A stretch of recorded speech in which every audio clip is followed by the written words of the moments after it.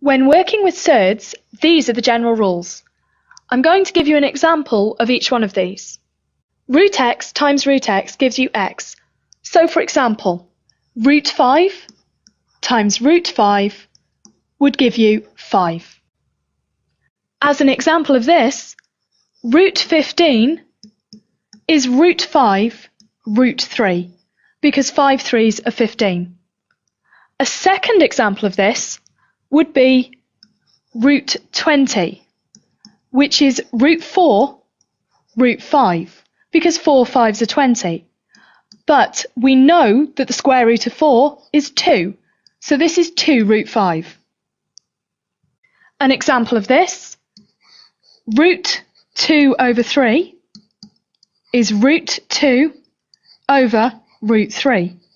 For a second example, root 4 over 5 is root 4 over root 5. But we know that root 4 is 2, so this is 2 over root 5. Here are 3 questions for you to try. Press pause and have a go. When you're ready for the answers, press play. To answer this first question, I can see that 8 times 2 is 16, so this must be root 16, which is 4. Another way of doing this would be to simplify root 8 first. Root 8 is root 4 root 2.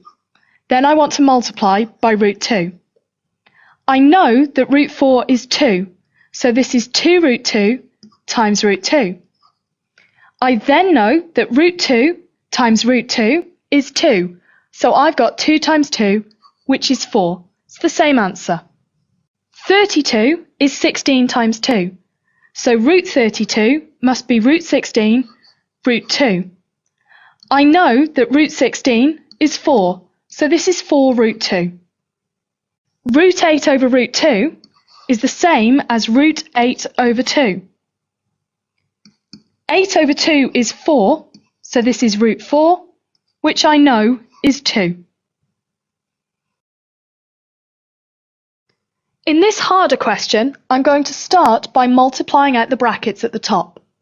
3 times 2 gives me 6. This times this gives me 9 root 2. This times this is minus 2 root 2. And this times this is minus 3 root 2 root 2. Simplifying, I get 6. 9 root 2 minus 2 root 2 is 7 root 2. And then here, root 2 times root 2 is 2, and 3 times 2 is 6, so I have minus 6. I now have 6 minus 6, so that goes, and I am left with 7 root 2. This is the top of the fraction. I need to put this over root 18. I can rewrite root 18 as root 9 root 2.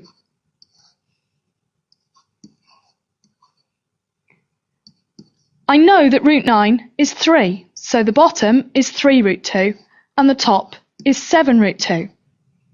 I can then cancel my root 2's, leaving me with 7 over 3. Here's a question for you to try. Press pause and have a go. When you're ready for the answer, press play. Multiplying out the brackets, we get 36 minus 6 root 3 plus 6 root 3 minus 3. This gives me 36 minus 3, which is 33, and this is all over root 33. 33 can be written as root 33 root 33. This is over root 33. I can now cancel, leaving me with root 33 as my answer. Here is a difficult exam question for you to try. Press pause and have a go at it. When you're ready for the answer, press play. Here's the answer.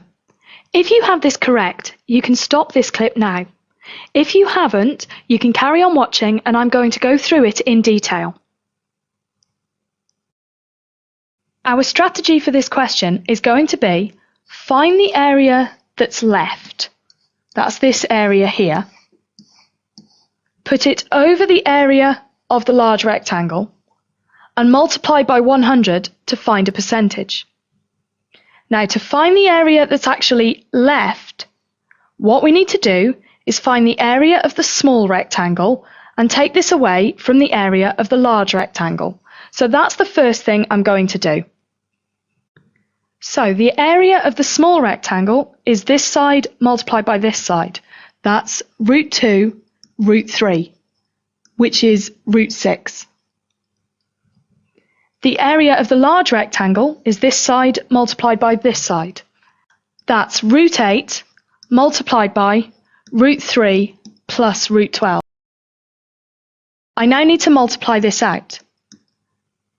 8 multiplied by 3 is 24, so this is root 24. And 8 multiplied by 12 is 96, so this times this is root 96. Now, I know the area of the small rectangle is root 6, so I really want to take a factor of root 6 out of these. If I do that, I have root 4 root 6 for 24, because 24 is 4 times 6, and I have root 16 root 6 for 96, because 96 is 16 times 6. Root 4 is 2, and root 16 is 4. So I have 2 root 6 plus 4 root 6, that gives me 6 root 6, and that's the area of the large rectangle. To find the area that's left, I need to take the small one away from the large one.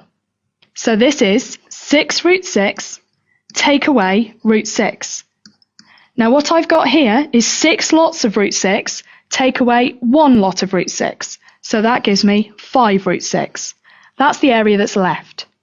I now need to put this over the area of the large rectangle and multiply by 100 to get the percentage. So I have 5 root 6 over 6 root 6 multiplied by 100. I can cancel the root 6's, giving me 5 over 6 multiplied by 100. This is 500 over 6. I can cancel this fraction to 250 over 3. This is a top-heavy fraction. To make it a mixed number, I say how many 3's in 250? That's 83, with a remainder of 1, which gives me 1/3. So our answer is 83 1/3%.